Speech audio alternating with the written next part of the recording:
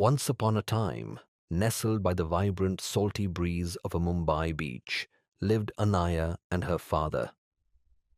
While the city rushed by, Anaya spent her days wandering the sand, aimlessly watching the waves, not thinking about the hard life her father lived. Her father, an elderly man with tired hands, spent every waking hour working at his small ice street cart, serving colorful snacks to tourists to keep their small wooden shack standing. Have you ever wondered if the time you are spending is actually worth the price of your dreams? One evening, as the sun dipped into the Arabian Sea, the father called Anaya over. He reached into his pocket and pulled out an old rusted pocket watch he had kept for years. Anaya, he said gently, take this watch to the stalls along the shore. Ask everyone what they think it is worth. Anaya obeyed, walking through the bustling crowd. She showed the watch to a tourist, then a flower seller, then a parking attendant. One offered 200 rupees, another 500, and some just shooed her away. Confused, she returned to the shack.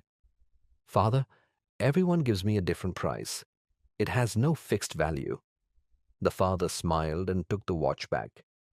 The next day, he sent her out again. Go back, he commanded. But this time, don't ask for the price of the watch. Ask them for the price of the time inside it. Anaya felt foolish. She walked up to the busy vendors, asking, how much is the time inside this watch worth? People laughed. Some thought she had lost her mind.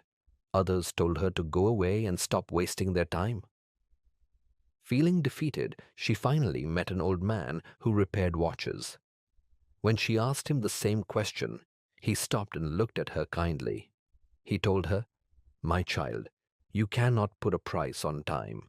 You can have all the money in the world, but you cannot buy back even 1 second. Time is the most valuable thing we have. Beta, he whispered, time is not a commodity to be sold. You could offer all the gold in Mumbai, but you cannot buy back a single second that has passed. He explained that time is the only currency that everyone, the richest tycoon and the poorest vendor, receives in equal measure every morning. The difference, he said, isn't in how much you have, but in how you spend the hours before the sun sets. Anaya stood frozen as the realization washed over her. She looked at her father's cart nearby, seeing for the first time the deep lines of exhaustion on his face and the silent sacrifice in his labor. She rushed back to the shack, not with a price, but with a promise. From that day on, Anaya was a changed person. She took over the heavy lifting at the Gola cart, started helping her father with the accounts, and used her extra hours to learn new skills. She no longer wandered aimlessly. She realized that while time is free, it is priceless.